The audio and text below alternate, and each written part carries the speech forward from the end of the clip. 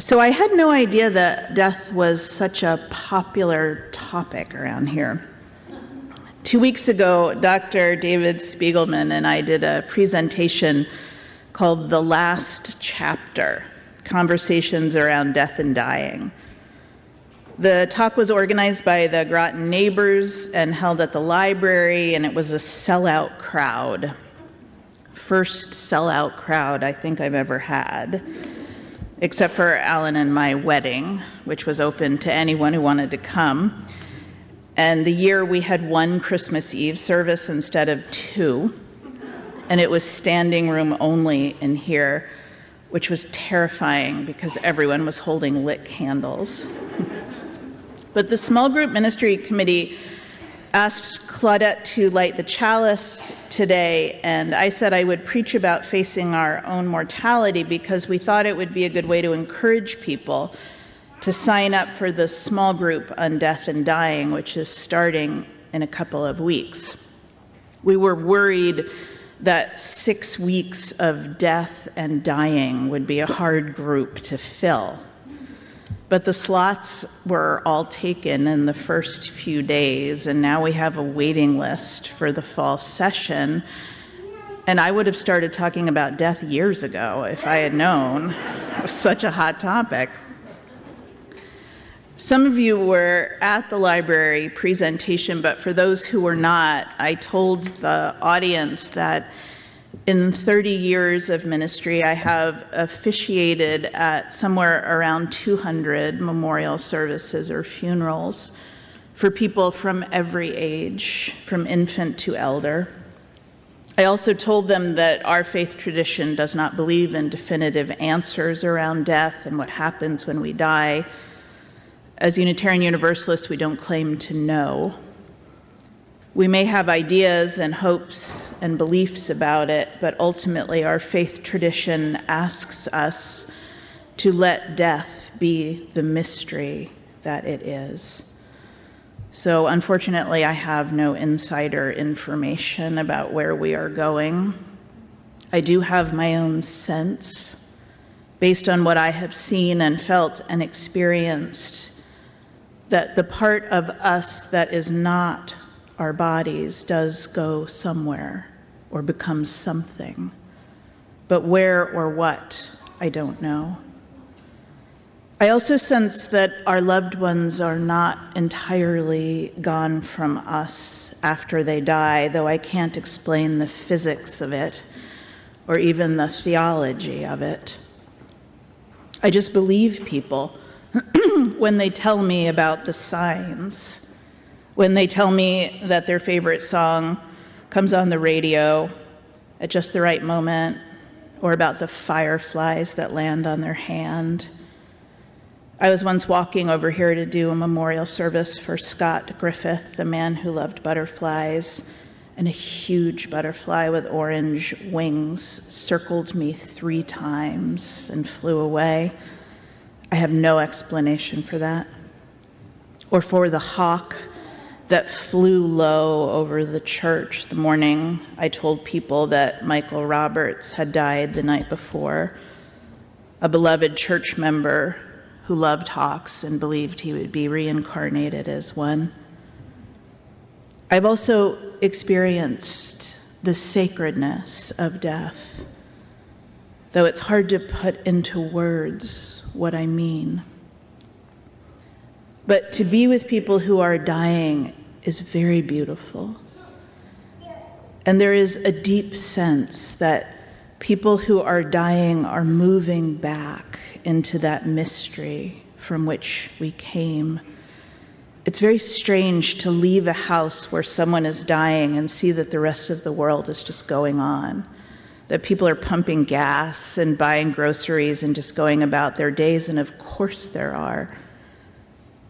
But at the same time, it feels like there is this monumental, holy event taking place, and that time should stop for it.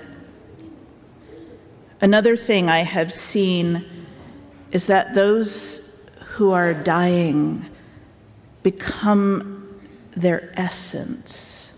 They become distilled in a way, to their most essential qualities. It's like when everything else falls away, they just become who they are. And also, people who are dying become luminous. They just shine. So my job at the library presentation was to talk about how to prepare emotionally and spiritually for death, which I said is a brave thing to do. Since in modern American culture, death is kept pretty separate from life. So we may come to adulthood with very little experience being around loved ones who are dying. In our culture, death is viewed as something to be fought, our great adversary. We say people lost their battle with their disease when they die, as if not dying is actually an option for us if we just fight it hard enough.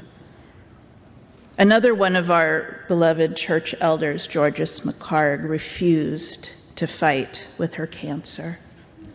I am dancing with it, she would say. Some days I am leading, and some days death is leading. I love that image. Georges died the same way she lived, with honesty and courage and humor. And she gave us the gift of keeping her company as she died, which is a gift because it's the only way we can learn how it goes. So I'll give you the 3 main crib notes to my presentation. Keep in mind that I'm not an expert on dying. I have never done it myself. Crib note number 1, it is a good idea to think about the last chapter of our lives before we get there. To talk about what we want and don't want with our closest people, insofar as it's possible to know that, and given that it may change as we get closer to the chapter. It's also a good idea to communicate as clearly as we can and to keep our legal housekeeping up to date. Crib note number 2, what we want and what will actually happen are not the same thing, and sometimes they will not resemble each other. Because even as we make plans, we are not in control.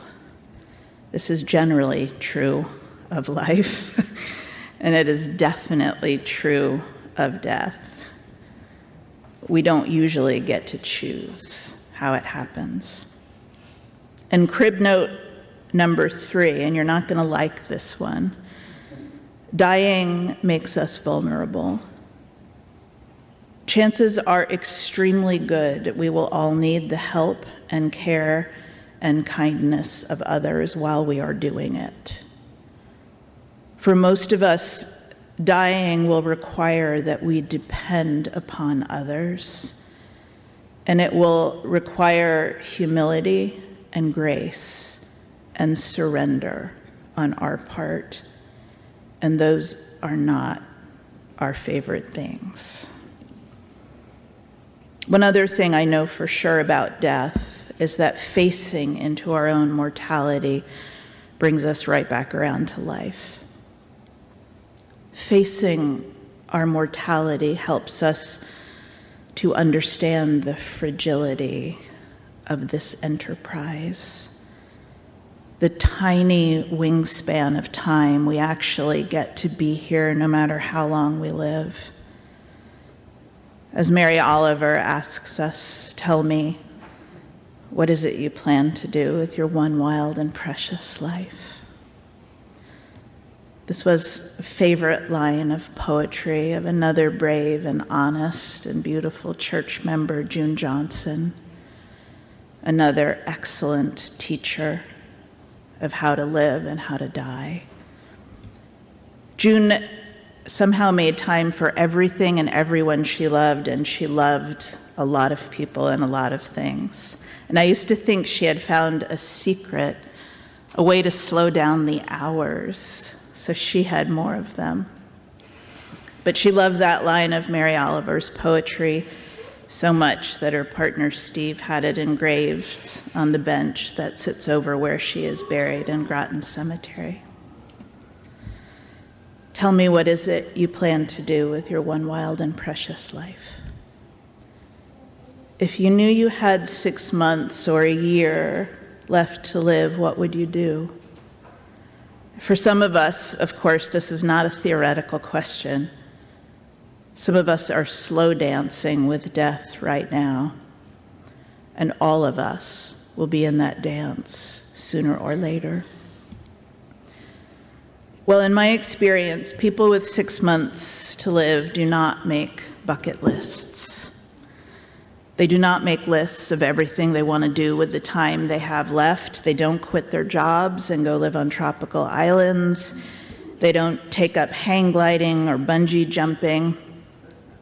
They might take their family to Ireland or to Italy to look up long-lost cousins, or to find the pub that has their family's name on it. From what I have seen, people who love their jobs and their colleagues work for as long as they can because their work grounds them in purpose and meaning, and their colleagues are their friends. In my experience, people tend to spend their remaining time holding their grandbabies, drinking coffee with their spouses, driving up to Maine to go to their favorite beach.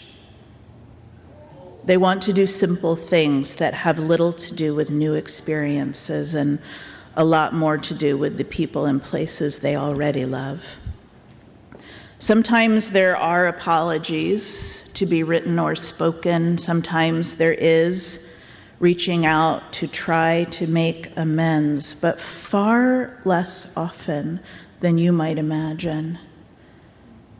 I have seen much more of acceptance, much more of letting go what cannot be changed or fixed, much more of making peace with what is.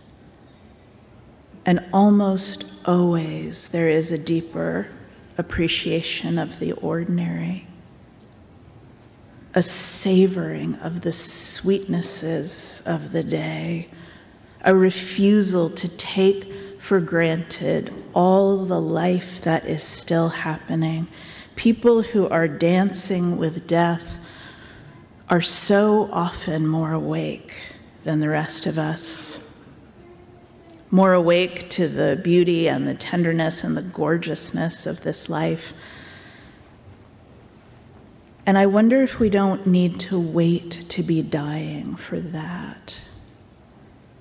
I wonder if the dire times we are living in can be wake-up call enough.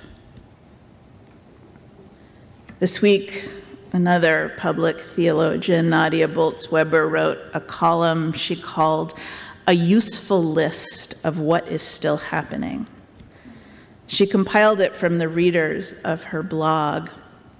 Earlier in the week, she'd posted a little paragraph saying, "Yesterday on my walk, I saw tiny new buds on this tree I've passed each day of winter, and below it the green of new tulips, and I thought, spring is still happening. And then I thought gladness is still happening, and then I thought the love my partner Eric and I share is still happening, and cookies are still happening. And then I thought I'd ask you to add to my list, that I would ask you to name what, even though so much is being taken away, is still happening." And of course, the answers from her readers came pouring in. Here are just a few of them. Meadowlarks are still singing, so birdsong is still happening. Sobriety is still happening. Sunrises and sunsets are still happening. Cats are still curling up in my lap. Prayer is still happening. Choirs are still singing. Art is still being made and inspiration is still happening. Laughter is still happening. A spring chick in my daughter's hands, that's still happening. Napping is still happening. Healing is still happening. Tacos are still happening. I would add just a few things. My nephew Miles is still learning new words every day. And when he says the word truck, which he says all the time, since trucks are his favorite thing in the world, it sounds a lot like a swear word that rhymes with truck. This is endlessly hilarious to me. That is still happening. Coffee is still being made and sold, so Dunkin' Donuts is still happening. Love and generosity, kindness and welcome and belonging are still happening. I know that because they're happening right here, right now. So I want you to add to the list today, this week. Make a list of all that is still happening. Send it to me to share.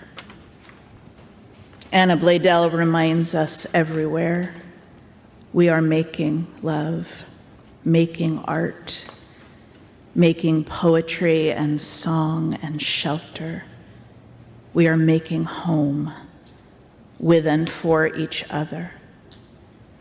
With and for each other, life becomes possible. And all of that is still happening.